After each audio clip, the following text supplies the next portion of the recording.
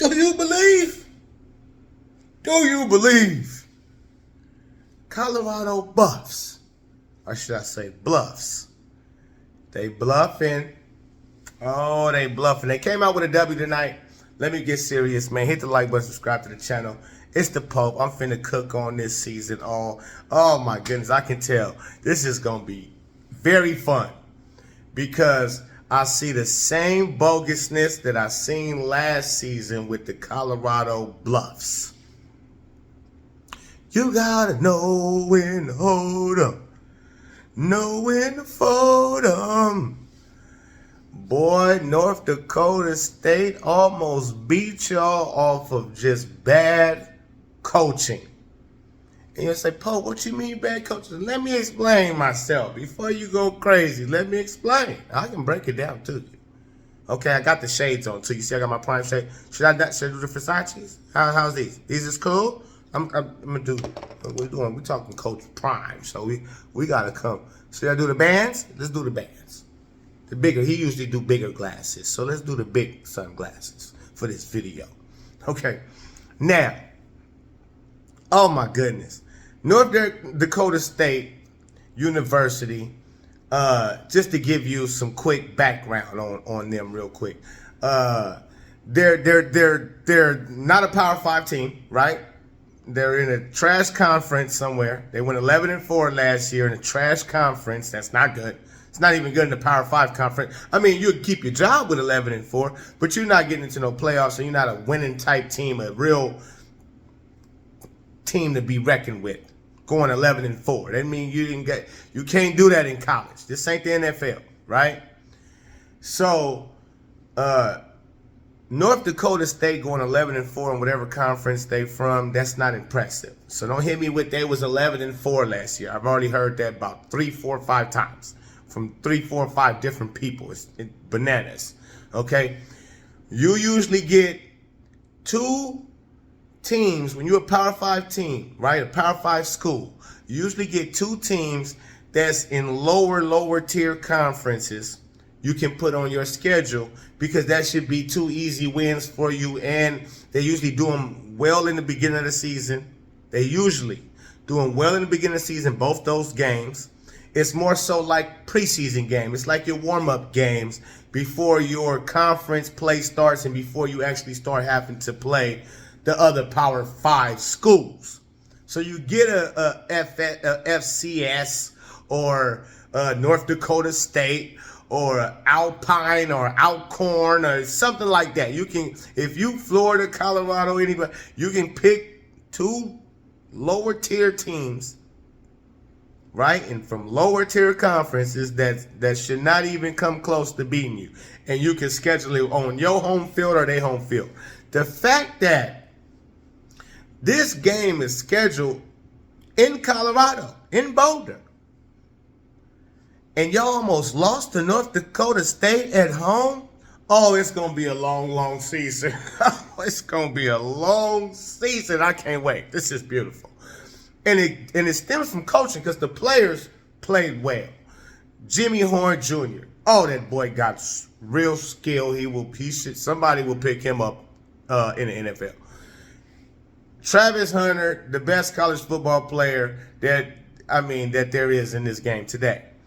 And then Shador, he was throwing some darts even with pressure in his face. I gotta say, I'm not a Shador fan just because of the way he act off the field, but on the field tonight, he was everything. Listen, his arm talent is crazy. All right, sometimes you hold that football too long and all of that, but his arm talent is crazy. The offensive line still looks abysmal. And the fact that y'all still not running the football. Y'all just went and got all these running backs from the transfer. But I still don't really see y'all running the football like that.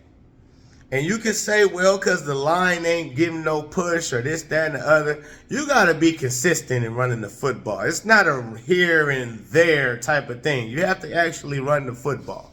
If you get 2 yards one time, okay, cool. We still got to run the football. Okay, we cannot just go away from it. But the players played well. And the players' first blunder the coach made, first mistake of the game. It came from coaching, not the players, came from coaching. First play where the coach messed up, Coach Deion Sanders, this is his call, to go for it on 4th and 1, 14 to, what was the score? Was it 17-14? 17-14, I believe. Second quarter. Top of the second quarter. 10 minutes left in the second quarter. And you go for it on 4th and 1 on your own 30-something. 38, 39, something like that. Close to the 40. But you on your own side of the of your end zone. And you go for it this early in the game? For what? Why? Kick it, stop them, get field, good field, good field position, and you good.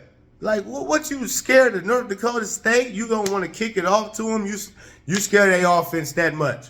You don't believe in your defense with Travis Hunter, Shiloh, and all these other dudes over there with Warren Sapp working with the defensive line and all this supposed to be great things, right? Especially with the defense. You scared to put them on the because why? Because North Dakota got 17 points. They scored 2 on the first 2 possessions, got the field goal on one of them. It's a long game to be played still. That don't mean they're going to continue to just... bottom line, that's the first blunder. There's many of them. Let me move on from there. I was on that for too long. There's many of them. Many mistakes by the coaches.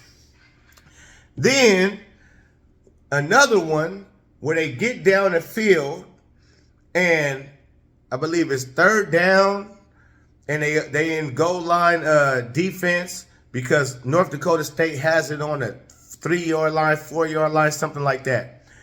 And throws a pass, North Dakota State throws a pass in the end zone. Oh, no. It wasn't the end zone. It wasn't the end zone.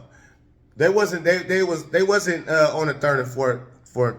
My bad. They wasn't on the 3rd or 4-yard line. They was a little more backed up, maybe 20 or 30-yard line. And the pass got thrown, incompletion, bad pass behind the player. And Shiloh, what does he do? Boom! Tries to take out the receiver. The ball has already hit the floor. Undisciplined. That's coaching. And that's your son. That's your son, the problem child. On top of that, smack the player. They about to have to attempt a field goal or kick the punt. So bad coaching, undisciplined all the way. That's another one. And let's go into later in the game where it really matters the most, where it's going to be very telling come the season. Trust me, as the season, when they play these real teams, he's not going to get away with none of this. Okay? They had the time where Shedeur had to fake the injury because they didn't get it on 4th down. They tried to go for a different 4th down, Colorado did. Didn't get it, and they want to hold up and keep the offense out there and try to, negotiate with the refs. I don't know what was going on, but the defense wasn't on the field ready to stop North Dakota State. The offense of Colorado was still on the field, and North Dakota State was ready to hike the ball, and Shedeur, being smart, because he did smart, I ain't going to knock him for it. He faked the injury because they was about to get scored on. They would have got scored on. Because why? Bad coaching. They don't know what's going on. Send the defense out. What are you playing about? You need to talk to the refs or have another coach talk to the refs. But right now, as it stood and stands, the ball is North Dakota State's. 1st and 10. So you want to try to argue with the refs, and you ain't got your team out there thinking they just not going to let North Dakota State hike the ball because y'all don't have your team out there and you want to try to hold this up. Nah, player. No. And luckily Shedeur faked the injury so they could call an injury timeout, and it allowed Colorado to get their defense on the field. So again, this is players saved their ass. Coaching was trying to throw the game. Bad coaching. They wasn't necessarily on purposely trying to throw the game, but just with the bad coaching. right? So that's huge to me. Like that's gonna cost you in big games if you're doing things like that. And luckily, you had a smart enough player to say, "Let me fake an injury," because they don't know what the hell going on. And it's another time where you had to call a timeout because y'all in goal line offense, but don't nobody, I guess, know the play. So you had to hurry up and call the timeout, waste the timeout, which you did a lot of that last year, and you messed yourself up a few games. USC, to be specific, you messed yourself up running out of timeouts, calling too many timeouts because y'all didn't have the plays in on time. So you still doing that, right? Ain't changed. Your team's still undisciplined. I seen North Dakota State had Shador on the run a whole lot. And this is North Dakota State. Had Shador on the run a whole lot. Whole lot. So you're still really not blocking that good. Shador still trying to hold the ball. And then the end of the game, damn near. When you damn near got the game in the bag, almost got the game in the bag.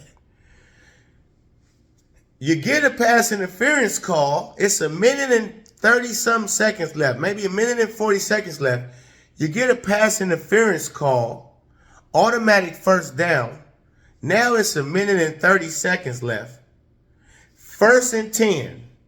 No timeouts for North Dakota State. And what do you do? You throw the ball on 1st and 10, a bomb, not even just a quick bubble screen out like it's basically like a handoff, but it's a pass because you're trying to pad in these stats of Shador. We know. But you throw the football. So now you don't have the game in bag. The Colorado is only up 5 points, 4 points, 5 or 4 points. They're only up 31-26, I believe. So you risk stopping the clock. They out of timeouts because the incompletion stops the clock.